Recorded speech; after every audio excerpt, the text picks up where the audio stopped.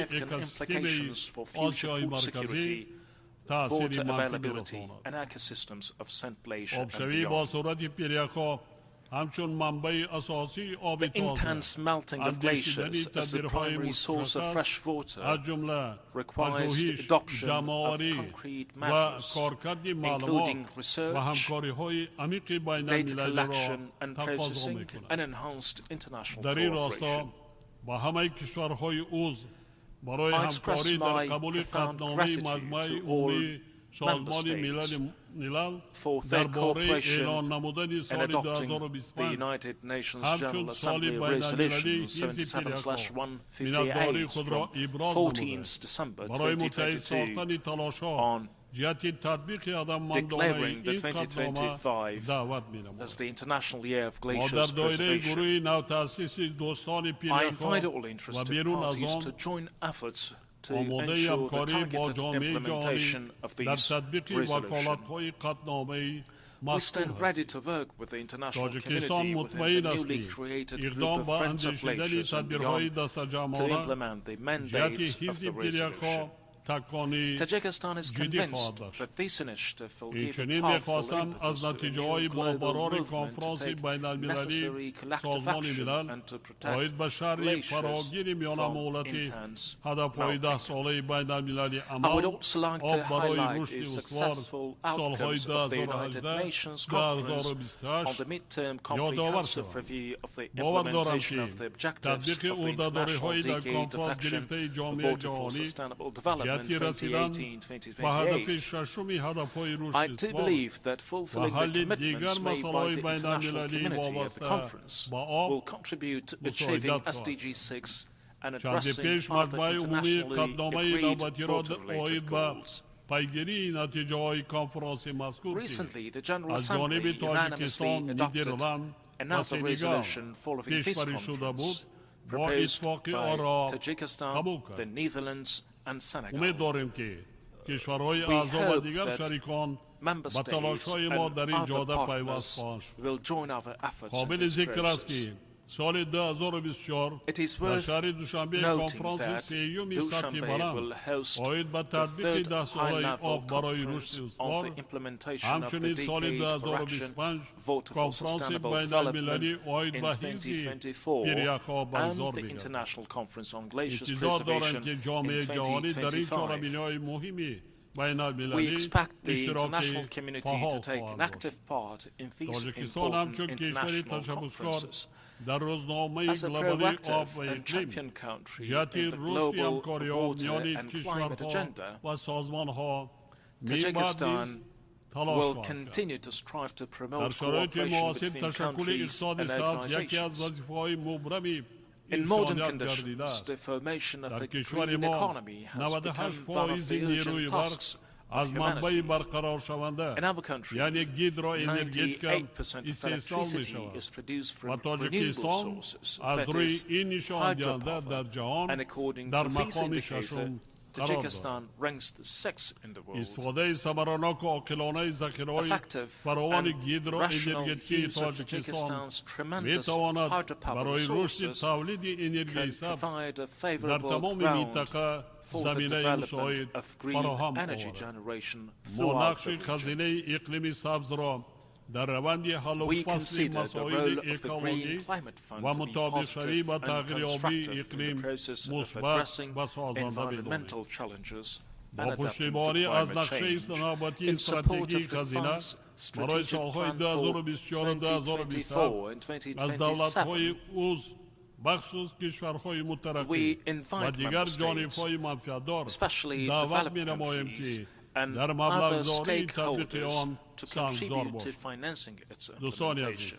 Dear friends, regional solidarity and integration is of paramount importance in today's interconnected world. It enables countries to address shared challenges, promote peace, and respond effectively to emergencies.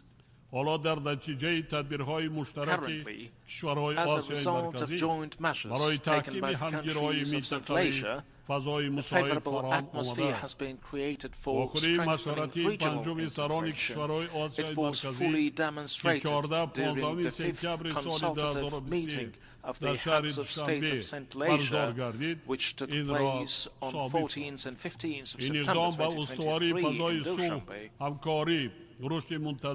This initiative will contribute to a stable atmosphere of peace, cooperation, sustainable development and prosperity in our region. Ladies and gentlemen, security, stability and regional cooperation in Central Asia are directly linked with the situation in neighboring Afghanistan. Afghanistan continues to face a difficult political, economic and social situation.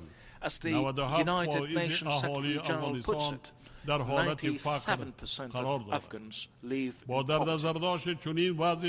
In these challenging times, Tajikistan reaffirms its commitment to continue providing humanitarian assistance and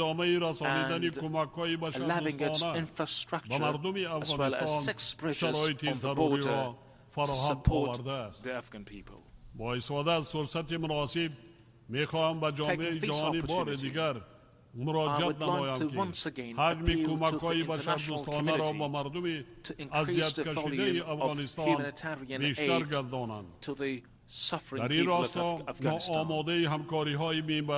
We in this regard are ready for further increased cooperation with international partners and other interested parties.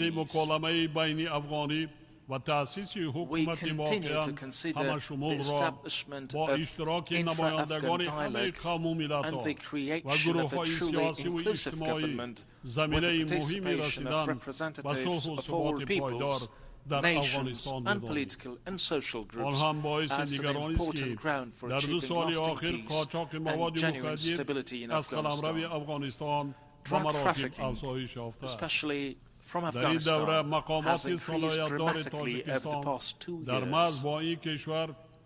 During this period, the competent authorities of Tajikistan confiscated more than 10 tons of narcotics on the border with this country, which is several times more than in previous years. The government of Tajikistan is continuously taking practical measures within the framework of the National Strategy for Combating Terrorism and Extremism for 2021-2025. We, in cooperation with the international community, intend to hold the next international conference on counter-terrorism and its financing in Dushanbe in 2024. Tajikistan reiterates that the response to the growing threats of terrorism, extremism, trafficking in narcotics and other global modern threats and challenges must be comprehensive and uncompromising. We in this connection do believe that the United Nations Office for Counter-Terrorism can and should contribute effectively to the integrated and balanced implementation of the United Nations Global Counterterrorism Strategy and other relevant documents to address all aspects of these threats and challenges. The efforts should also be focused on preventing the use of the internet for radicalization, recruitment and propaganda of extremism and violence. Tajikistan welcomes the adoption in June 2023 the 8th review of the United Nations Global Counterterrorism Strategy. We believe it provides a robust framework in further guiding our counter-terrorism efforts. Distinguished participants, the fabric of our societies is woven with the thread of different cultures, traditions, and faiths. This solidarity is a good basis for peaceful life in a space of mutual understanding between different cultures and religions. In this regard, manifestations of discrimination, racial and religious hostility with an understanding of their negative consequences are absolutely unacceptable. These actions, as well as the politicization of religious issues, undermine the very essence of our international community. Insulting religious sentiments, hatred and violence against any religion or belief have tragic consequences. In most cases, such provocative actions trigger intolerance and mistrust, causing divisions and conflicts among civilizations. In this sense, Tajikistan strongly condemns any insult to the religious sanctity of the people, including the Holy Quran or other cultural and religious values of humanity.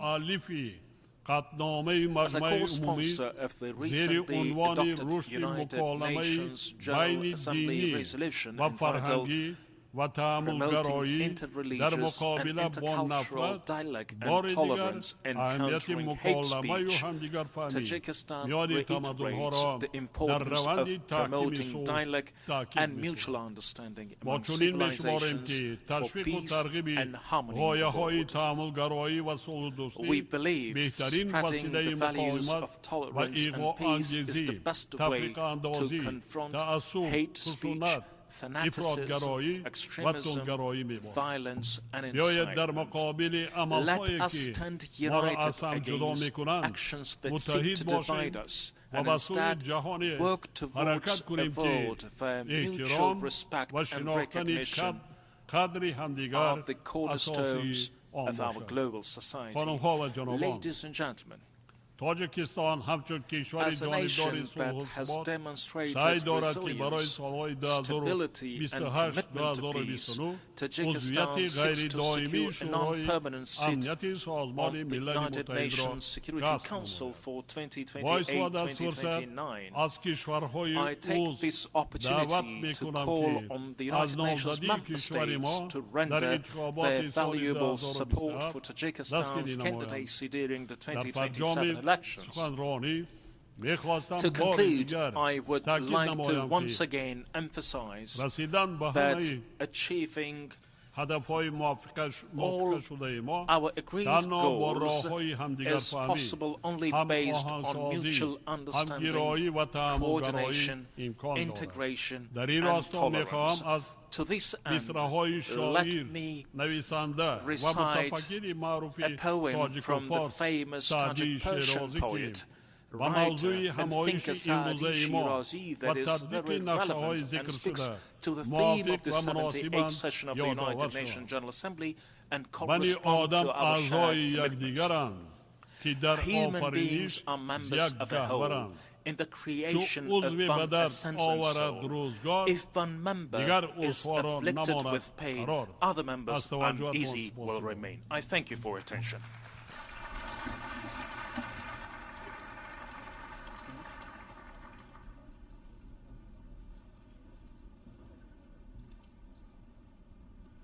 On behalf of the Assembly, I wish to thank the President of the Republic of Tajikistan for the statement just made, and I request protocol to escort His Excellency.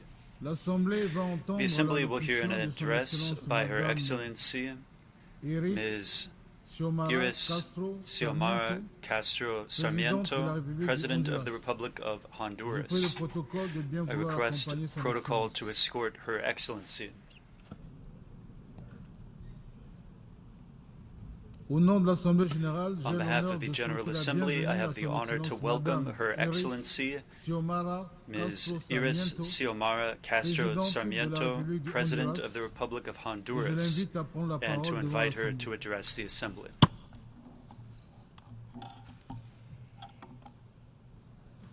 Distinguido señor Presidente de esta Asamblea General, President of this General Assembly, distinguido señor Secretario General de esta Organización de Naciones Unidas, the United Nations, distinguidos jefes de Estado, representantes y delegados presentes, and delegates here present, ciudadanos del mundo. Citizens of the world.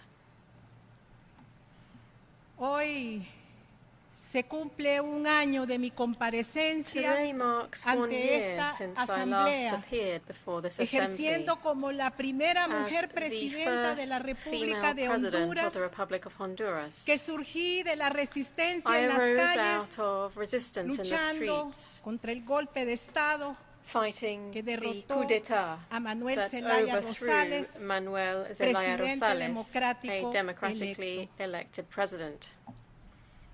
Los avances y los resultados de mi gobierno ya han sido reconocidos por la comunidad internacional y los organismos financieros. Un mayor crecimiento económico, el rescate de las finanzas públicas con la cancelación de los corruptos fideicomisos, caja única, disciplina fiscal, el pago puntual de la onerosa deuda y la disminución de la inflación y disminución del riesgo país. Cancelamos junto al Congreso Nacional la Ley de Secretos, instrumento de la corrupción del régimen anterior. Cancelamos la Ley de la sede, que partía el territorio en 17 pedazos para entregárselo a 25 grupos económicos. En materia de seguridad, ya logramos una reducción significativa de la extorsión, de los homicidios y la violencia. Con el programa Solución contra el Crimen y la intervención de los centros penales y el estado de excepción. Asimismo, es importante resaltar para que lo registren mis adversarios gratuitos que ordené el mayor incremento al presupuesto de los sectores sociales para la reducción de la pobreza, salud, educación, la merienda escolar para todos los niños y niñas que están en las escuelas primarias.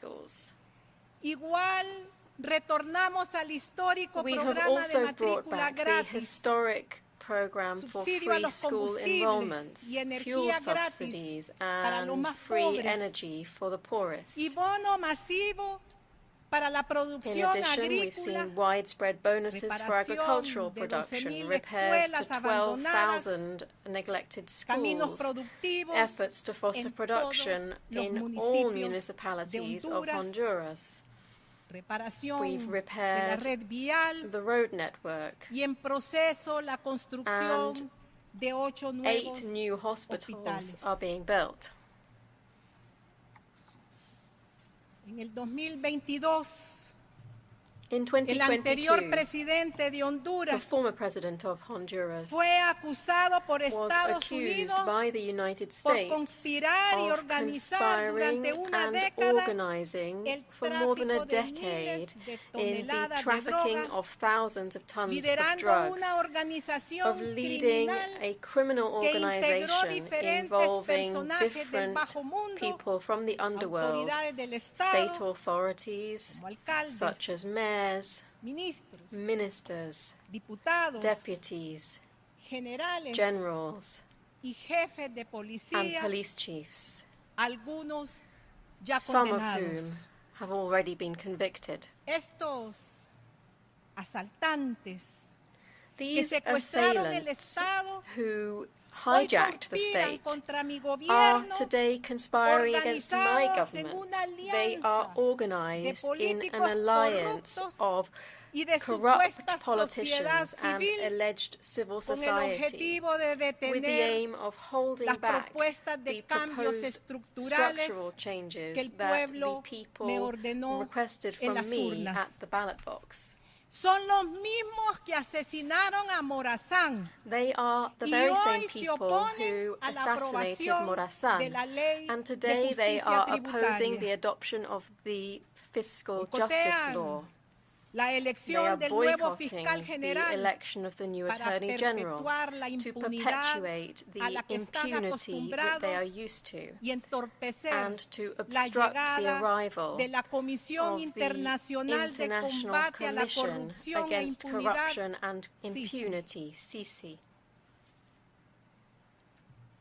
Es imposible entender la magnitud de la It's tragedia impossible que to sufre la understand the mayoría del pueblo magnitude of the hondureño tragedy that has y las befallen the constantes majority of Honduran caravanas de people and the migrantes que constant llegan a caravans of Estados emigrants that Unidos. reach the United States. Si negamos If los we 13 overlook años the de 13 dictadura years of tutelada dictatorship por la overseen comunidad by the international internacional community, que multiplicó 6 veces that la was deuda responsible for pública a y six-fold alcanzó la increase in tasa más public alta debt en la and historia the de Honduras highest rate de of pobreza, poverty in the history of Honduras, 74%. 74%.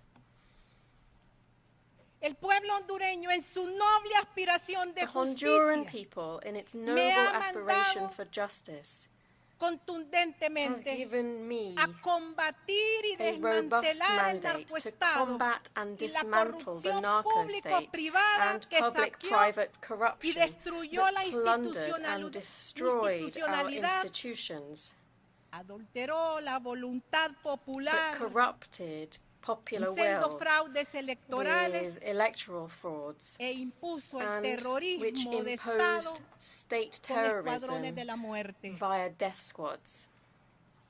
El respaldo popular ha quedado demostrado con las recientes Popular support has been movilizaciones made clear with de the la recent resistencia mobilizations popular a of nivel popular nacional, resistance at a national con level, cientos with de miles hundreds of thousands de hombres y of mujeres grateful agradecidos men que and me han women manifestado su who apoyo have por shown nuestra me lucha their por el backing retorno in the fight al Estado de to Derecho return the rule y of la law and restitución to de la restore dignidad the al pueblo dignity hondureño of the Honduran y la people and the presidencia de la presidency of the República. Republic.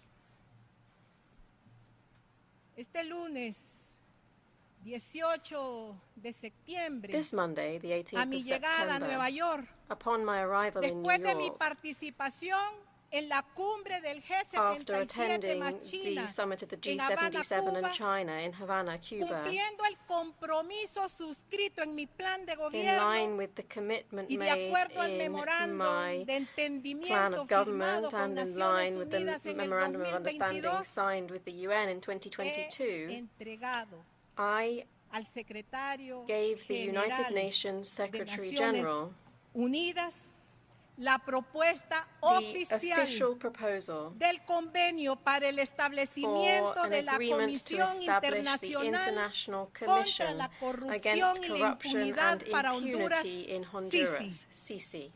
imparcial, autónoma This is an e impartial, independiente, autonomous and independent con body, capacidad de investigación able to y investigate persecución de and casos de prosecute redes de cases corrupción of de alto high impacto impact corruption y delitos networks financieros. and financial crimes.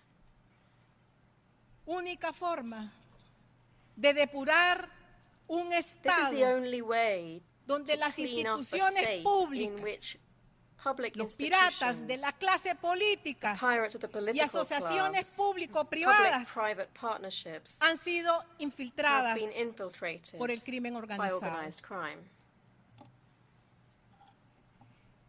El año próximo asumiré la presidencia pro tempore Next de la year, Comunidad de I shall Estados take up Latinoamericanos the y pro del tempore Caribe, presidency CELAC, of the Community of y Latin del American and Sistema de Caribbean States, Integración CELAC, and the Centroamericana, Central American SICA. Integration System, SICA. Esto comprende toda la This patria includes grande, all of the aquellas que great soñaron los homeland libertadores dreamt y los up que by the luchamos por la liberators unidad and those of us de who América del fight Sur, for the unity of de South América America, Central, Central el America, Caribe the y Caribbean, México. and Mexico. Hoy me propongo abrir los espacios de diálogo Today I entre propose to nosotros open spaces of para dialogue formular between us, propuestas que to resuelvan craft los proposals desafíos that resolve que the enfrenta nuestra challenges región. afflicting our region.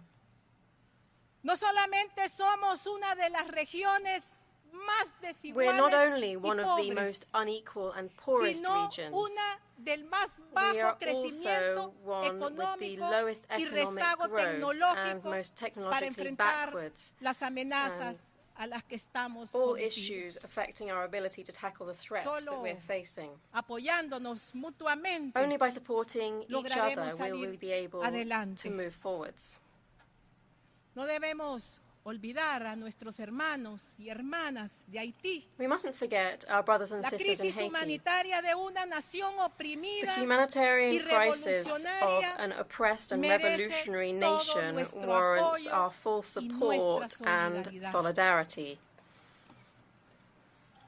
En la tercera cumbre de la Unión Europea y CELAC, At the third summit of the celebrada European en Union julio and pasado, CELAC held in July this expuse year, claramente I los clearly puntos de vista expressed de the Honduras views of sobre Honduras on cuestiones international internacionales matters, que, como aquí he planteado, which, as I've mentioned requieren here, de una imperiosa solución. need to be urgently resolved. Y en cuanto a SICA, Centroamérica, On Sika, Central es America, oportuno I expresar wish here la to importancia state de how important potenciar it el is proceso to de boost the integración integration que ha process. tenido This is a un process lánguido that has proceso seen sluggish últimos development over 30 the last 30 años. years.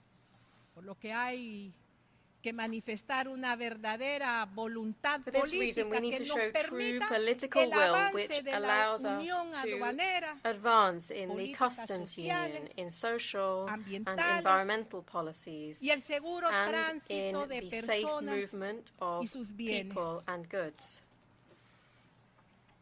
Hoy, los grandes intereses económicos se enfrentan en la guerra de The great Ucrania. economic interests are coming face to face final, in the war in Ukraine. Siempre los más afectados In the end, son los always países y los pueblos más the pobres de la poorest tierra, countries and peoples on abatidos earth por are la those most inflación, affected, la crushed by escasez inflation, de alimentos food y los shortages, altos costos and de combustible. high fuel prices. El complejo industrial militar The complex military consume la industry mayoría de los accounts for the presupuestos de los majority of países budgets desarrollados in developed countries with trillions and billones trillions de of dollars. pero contrasta con la But this is indiferencia in e contrast to their incapacidad de indifference contribuir and con la incapacity to humanidad contribute to y humanity en defensa and de to la protecting naturaleza. nature. El mundo de Bretton Woods tocó fondo. The Bretton Woods world Ahora nos has come toca to the end of the reconocer road. que bajo el ritmo Today, actual we must no recognize llegamos a that at the alcanzar los current pace, we objetivos won't del be able to desarrollo reach the Sustainable sostenible Development Goals y el and financiamiento secure para enough la financing adaptación for climática. climate adaptation. No se trata de tomar medidas, sino de It's not an proponer issue cambios of taking al steps, but sistema rather económico que proposing requiere un changes to the profundo economic system that compromiso requires a con la deep-rooted humanidad commitment y la to humanity naturaleza. and to nature. No hay mano invisible. No existe ningún There is no invisible derrame. hand. There is no La spillover. práctica nos enseña Practice has shown us que la that the aplicación del application capitalismo of global global y el capitalism modelo and neoliberal the neoliberal model solo genera only miseria, causes misery, desigualdad inequality, y un individualismo and demencial a crazy de sociedades de individualism consumo from consumerist frente a las societies grandes privaciones against de enormous miles de deprivation millones for de seres billions humanos. of people. Excelencias, Excellencies, la guerra de Ucrania debe llegar a the su war in fin. Ukraine must end. La humanidad entera está obligada a encontrar una vía para alcanzar la paz. All of humanity must find a No way to podemos achieve vivir peace. con la amenaza We cannot permanente de un live with the conflicto que permanent ponga threat fin of a a conflict nuestro that might planeta. mean the end of our planet. Es importante terminar con las prácticas It's de important to sanciones, stop with the piratería practice of y sanctions, confiscación de piracy, bienes and de confiscating una the nación assets of contra one otra. nation against another. No podemos hablar de un mundo civilizado We can't talk about a civilized world when we live with the risk of being embargoed and our accounts being frozen in foreign banks. Como le ocurre actualmente This is a currently Venezuela, happening to Venezuela, a quien se le confiscaron whose bienes, assets have been violando confiscated todas las normas against del all derecho norms of internacional. international law. Esta Asamblea de Naciones Unidas This United Nations Assembly anualmente exige el fin del every bloqueo year contra demands Cuba, the end of the blockade against Cuba, ser una medida arbitraria which is an arbitrary, obsoleta, outdated measure y contraria al contrary derecho to international law. internacional que viola el It's a measure that principio violates the del respeto a principle la of respect for the autodeterminación de los self-determination pueblos. of peoples. Condena al sacrificio a And un it noble sacrifices pueblo a que a noble pesar de las people limitaciones who, que se le despite imponen, the limitations imposed upon it, continúa continues to aportando contribute al its mundo solidarity acciones to the solidarias. world.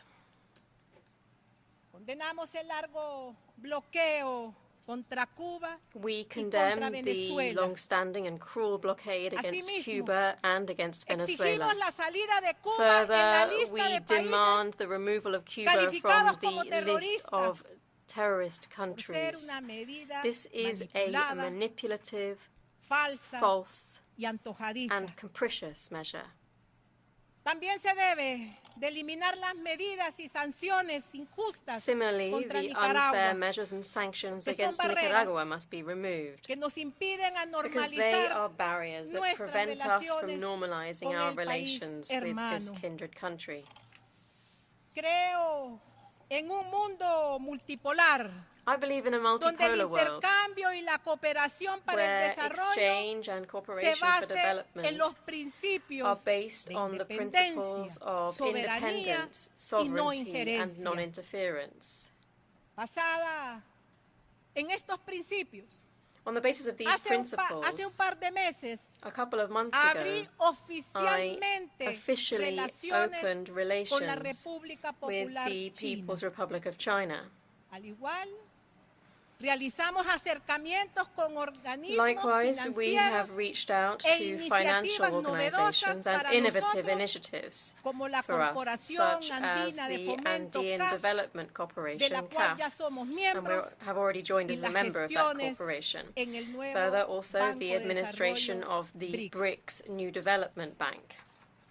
Quiero reiterar, igual como lo hice en la cumbre I wish to de reiterate, CELAC, as I Unión did at Europea, the CELAC el European llamado Union Summit, vehemente a la our libertad de vehement Julian call for Assange, the release of Julian fiel Assange, a defensor faithful de defender la libre of expresión, free expression, un principio que todos a principle debemos de that defender we must all defend. en defensa de los pueblos originarios In defense que of luchan por la the tierra indigenous y los peoples ríos. who fight for land Me and siento for rivers, orgullosa como I mujer feel proud de as a woman trasladar el mensaje to de convey nuestra the message of compañera our y compatriot mártir and our martyr, Berta Berta Cáceres. Cáceres. Despierta humanidad. Wake up, Ya no hay humanity. tiempo. Time is running Muchas out. gracias. Thank you very much.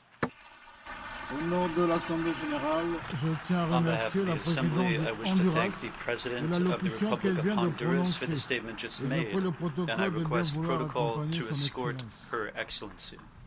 Nous avons entendu la dernière We have heard the intervention pour last cette séance. speaker for this Le débat meeting. général se poursuivra à la The 7e general séance plénière debate qui will commencera continue à with the 15 7th heures. plenary La séance meeting to est continue levée. with the general debate at 3 o'clock p.m. The meeting is adjourned.